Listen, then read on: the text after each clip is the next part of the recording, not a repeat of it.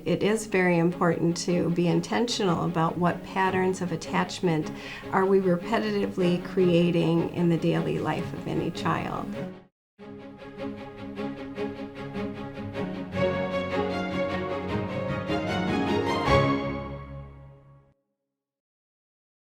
Welcome to Raised in Grace. I'm Sister John Dominic. And I'm Dr. Karen Villa. And our last episode, we were so blessed to have with us Mother Amata Veritas, Sister Thomas Aquinas. And if you saw it, it was a very lively conversation talking about our still point of grace, which was kind of a contradiction because we were all pretty much energized by the topic, you know. And what we mean by this, the still point of grace, is really just how we come to this moment, really, of recollecting ourselves, you know, practicing the presence of God, and just in the midst of the turning world. And we all kind of shared how we had something different at the time. And it's really kind of periodic throughout our lifetime. And then the other thing that we spoke about, too, was just this understanding of co-regulation, you know, and that when we've been with Jesus and we spend that time in prayer with him, that we want to bring that out to others. Exactly. You know, if it's our family, if it's our children, our students, and that really goes well with what we are as Dominicans, you know, to contemplate and to give to others the fruits of our contemplation. So if you have with you your book that we've written, Raised in Grace, Made for Wholeness, inside there's a timeline. You'll notice up in the corner, there's the virtue tree. Yes. And then coming down at the bottom of that, holding it steady, is the theological virtues of faith, hope, and love. And then there's the roots. And the roots, if you follow it along the whole developmental timeline, which we've also referred to as the beauty of gradualness. Right. And why don't you speak for a moment just about why the root system is so important all along that whole developmental time? So this is honoring the fact that we have to wire in capacity for secure attachment in our children. And we've talked previously about the decade of the brain and this finding that the brain is a social organ. Well, it's this attachment, a secure attachment, and embedding that and using that root system to feed the life of the child throughout their development that creates this capacity for health in young adulthood. Yes. So that's ultimately the goal. Ultimate goal is eternal life, right? Yes. Destiny is secure heaven. attachment to Christ. Yes. Right? So as we unpack this understanding, the theological virtues, so just as a reminder, that's faith, hope, and love. So Hobby Lobby and Michael's, we're giving you a shout out here, right? So you got those down. That's usually, you know, like we're going to remember. But and then we talked about, you know, one thing that we reference is that we don't want children really to experience this time of being emotional orphans. That's right. You know? So many children are in today's world, right? There's such a disconnect from secure attachment with the people in their world. They're so isolated. Yeah, and it's it's kind of hard to hear that. I mentioned that recently. I was in a conversation with someone, and I said, you know, we talked about children about being emotional orphans, and they were kind of taken back. Yeah. But it is, and that could even be, you know, when you're in the same home or interacting, but they need that showing up. So that's really what we want to really clearly unpack for you, you know, as parents or as educators or caregivers during this time. So why don't we speak to, maybe I'll start out with the theological virtues really quick. Sure. Okay, so we talk about faith. You know, faith and hope and love is what enables us to have this relationship between ourselves and God. Is that vertical dimension, you know, and that we have faith and we believe all that he has taught and revealed about himself.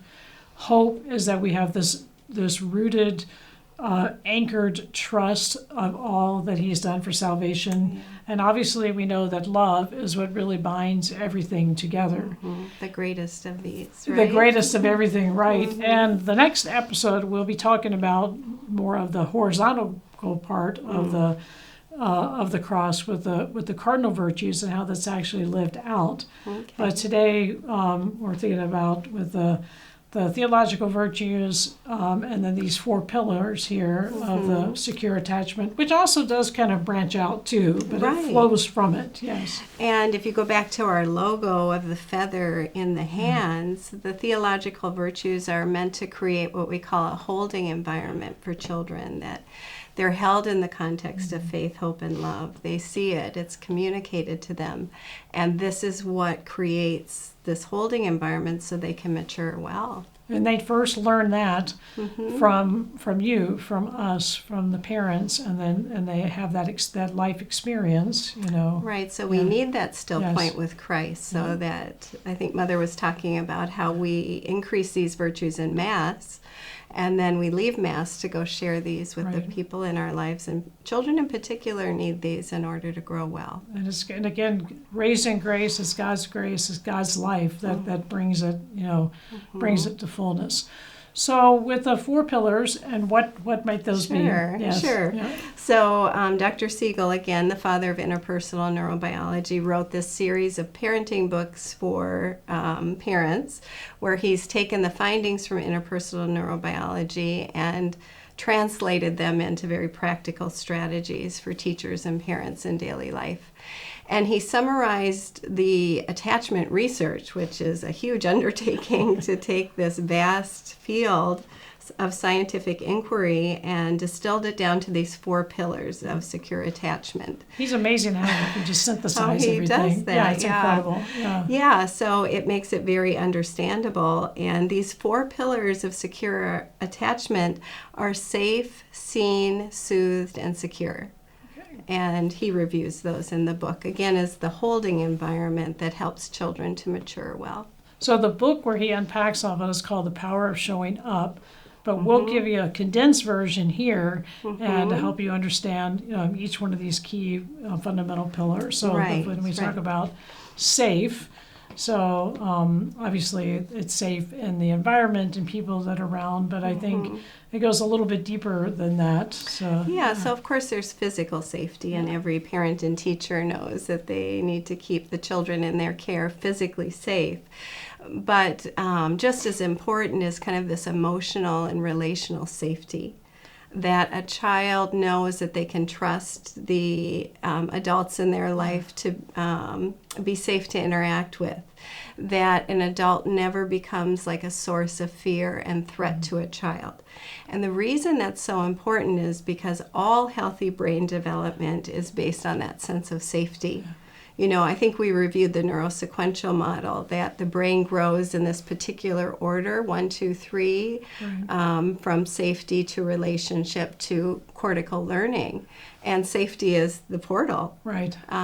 You can't have access to cortical learning if a child doesn't have a sense of safety at home or in their classroom. So what would you tell, I mean, so you said that, and then there could be somebody that's watching our teacher and thinking, oh, I just lost it today in the classroom, right? Okay. Exactly. So what needs to happen, you know, and, you know, Yeah, well, it's important to know that there's no such thing as perfect parenting. There's no such thing as perfect teaching. We all flip our lid from time to time. And it's so important to know this idea of when there's a rupture in relationship that you make a concerted effort towards repair.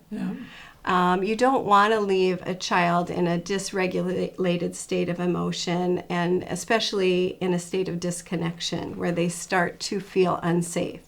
So then all of their inner resources get diverted to kind of these survival resources rather than learning and growing resources. So a repair looks like, I'm sorry I lost my temper this morning on the way to school. I'm, really trying to learn to be more calm. And maybe I need to spend more time with Jesus to do that. But that must have left you afraid or scared. And I'm sorry that happened. Right, gives them that opportunity. And then we often make this connection here with the theological virtue of hope. That with God, we're trusting Him for all that He's given for our salvation, that we're secure in Him, but also that same beauty of the rupture and repair that takes place through the sacrament of reconciliation. It's so true. It's so beautiful how our faith is so in line with what we now know about his design in our development. Yeah, so when you think about it, you make this connection here that if we're not feeling, there's the safe, there's the sense of fear. So sometimes there's the kind of the 4 types of fear, which we won't go into now, that kind of go in related to the fear of the Lord. But but when we have that relationship with God, and we're in good Good that relationship, right, exactly, and the reconciliation that's taken place, then we feel safe. And we can rupture our relationship with him, and he gives us this path back to him. Exactly. And children really need the very same thing in their daily life. Separation is what disorganizes the mind, and it's attachment that organizes it. And in a relational thing, but also with our relationship with God, and we talk about it. That's good. So that's safe. So the next one is seen. Right. Yes.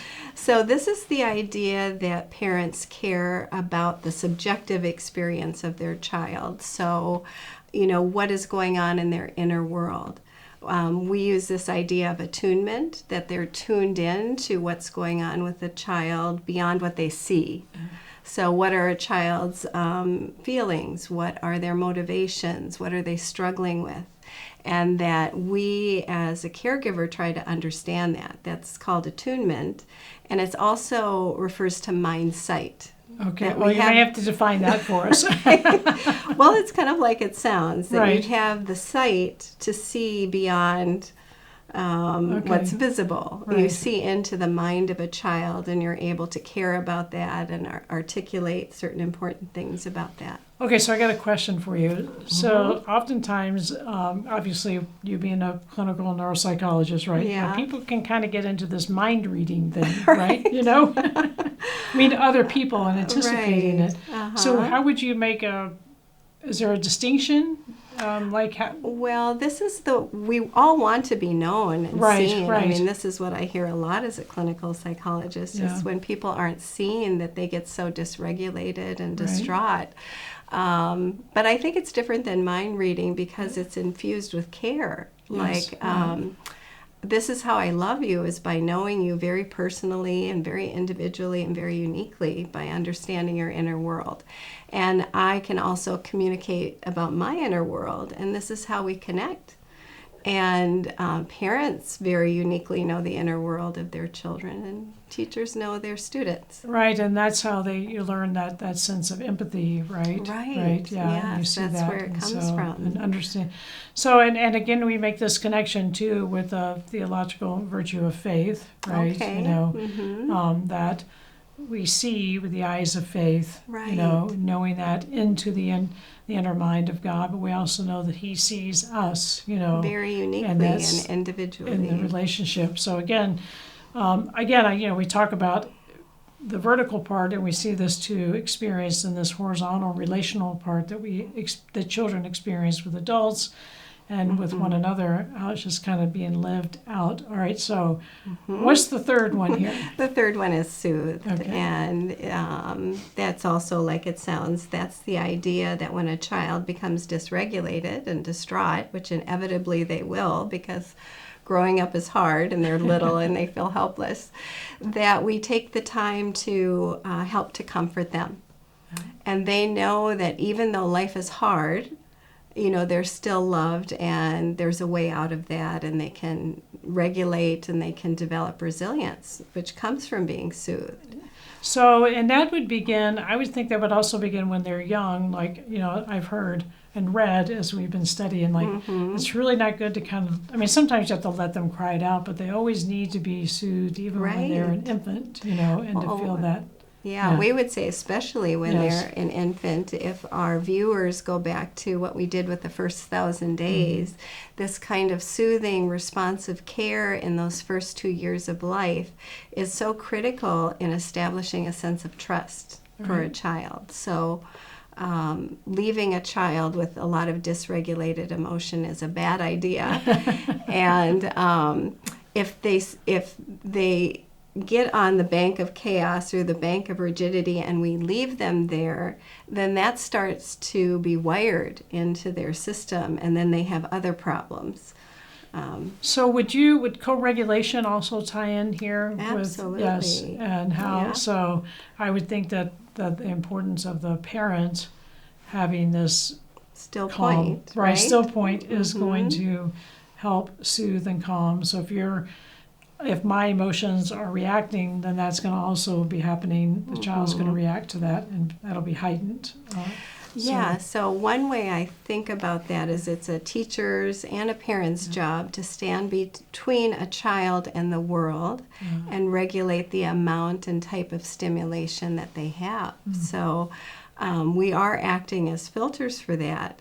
And in this information age, children are getting very overstimulated, and we see that they're dysregulated and they're suffering under that. And we really do need to be more intentional about how we protect, their heart and their ability to stay regulated and soothed. So with, like I'm thinking about like in a classroom setting, that sometimes, that a teacher may recognize that in the soothing part, but it really isn't something that needs to be like a 10-minute thing. It could just be a tap. I mean, maybe you could give a couple examples of how you would see that, if you can think of. They really are micro moments, Right. and this is what can be so helpful for parents and teachers to realize. It's that they have this awareness and they act on it. Not so much that they have to interrupt their days in big ways. So if a student is dysregulated and maybe hyperactive, it's easy for a parent or a teacher to just go over and stand next to them. And just that regulated, calming presence then will regulate and calm the child. That's what co-regulation is about. Yeah, that's amazing. Yeah. All right, so that's where we would connect love, right? The theological virtue of love, that we know that God's love is constant and present with us at all times.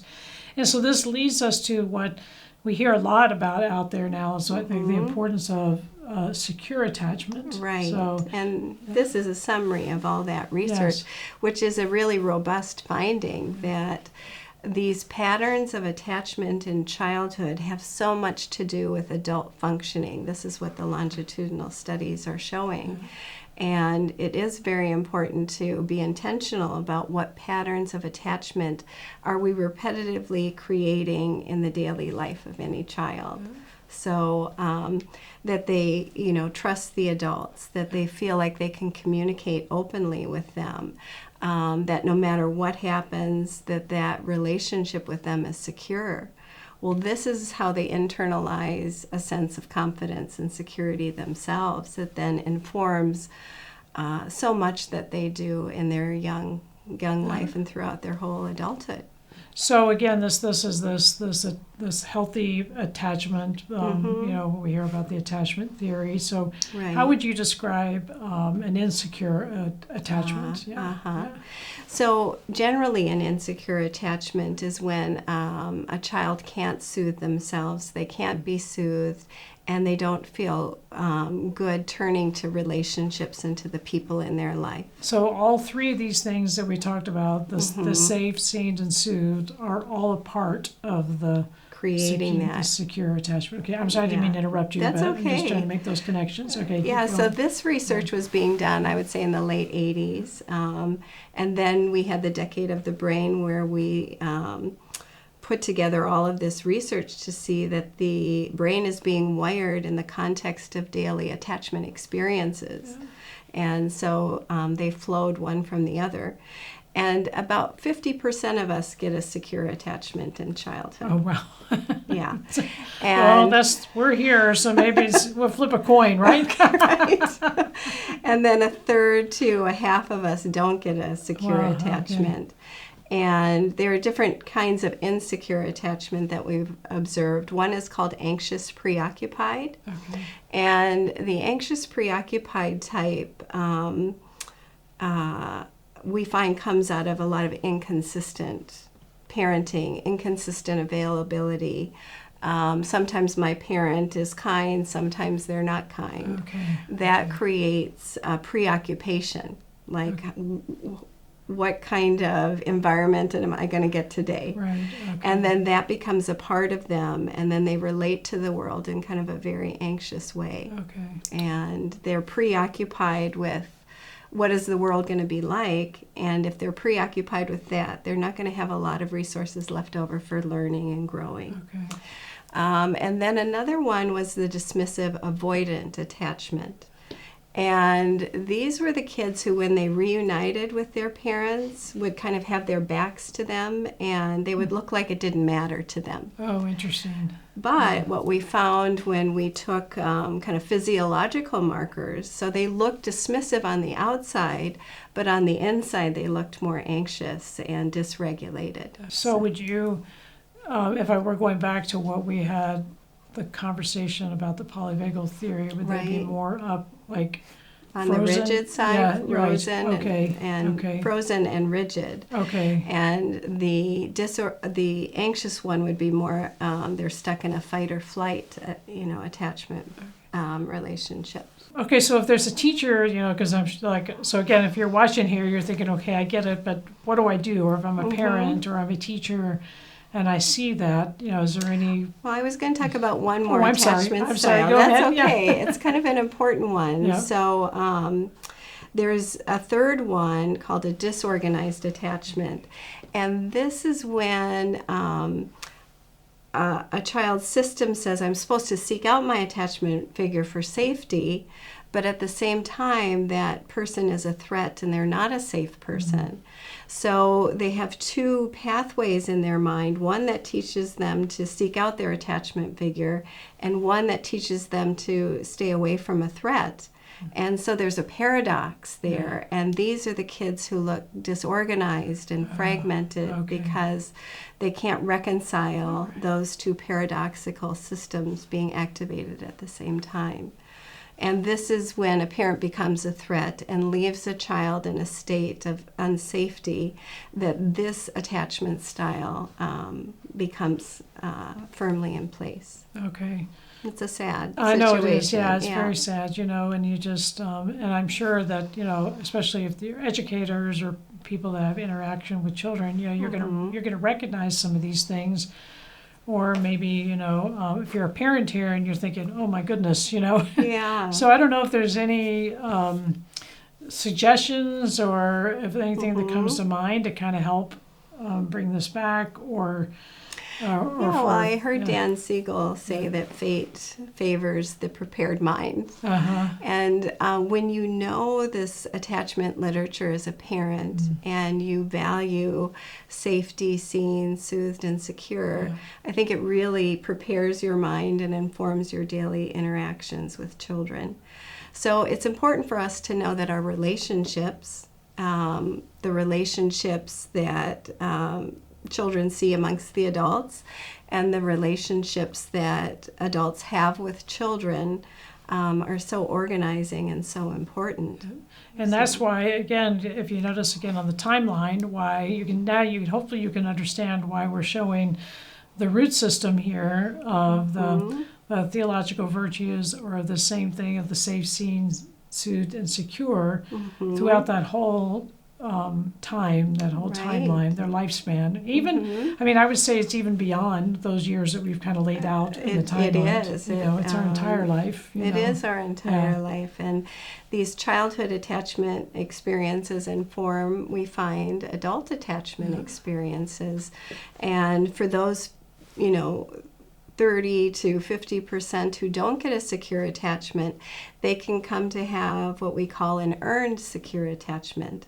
And these are the individuals who are able to reflect on their childhood relationships, to understand which attachment style they adopted, and then work to come into more of a secure relationship with Christ, with themselves, with other people. So there is hope and continued growth there. And everything, and that's when we talked earlier about, the brain is the social organ, right? And it develops in relationship. And when we talk about, there's this rupture and then there's the repair. So we're not kind of like stuck in the rut. Right. There's always room for healing. There's always room, For growth, for hope. And then with neuroplasticity, which is actually a term that we become very familiar with, right. Anyone who's listening to us, right? Experience is the architect of the mind, right? Yeah. So even though those experiences may have been about, somewhat maybe in my childhood, someone else's, we're not kind of always stuck in those holding patterns, and that we can learn from those, and then apply that to whatever we're doing. But I think this educating ourselves in this, learning it, understanding it, and becoming more intentional. Yes. I think the days are over when we can just leave all of this to chance.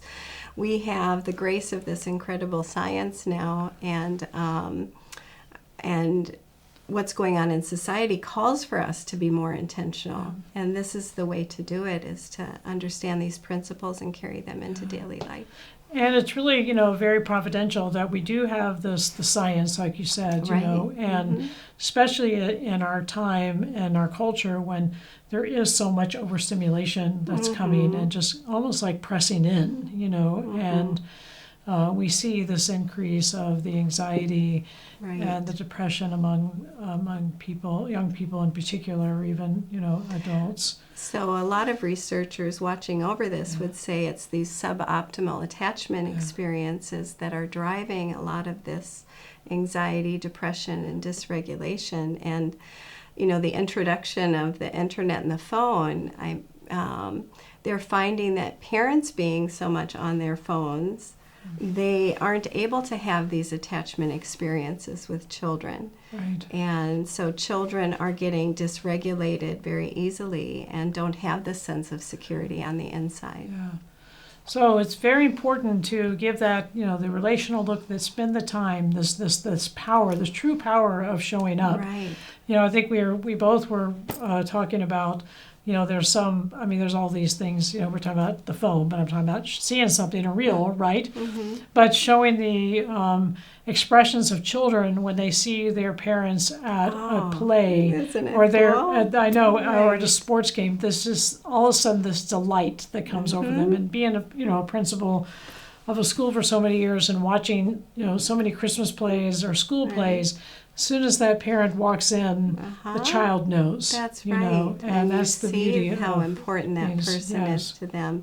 And Dr. Siegel would say, and the research shows, that one person consistently showing up for a child contributes to so many markers of well-being, mental health, flourishing, and secure attachment in adulthood. So just one person. Just That's one right. That's person, beautiful. right? Well, thank you so much. I appreciate this wonderful conversation that we had. And then next time when we come together, we're going to look to the cardinal virtues and the 4 fundamentals. Again, continue to unpack the work of Dr. Dan Siegel.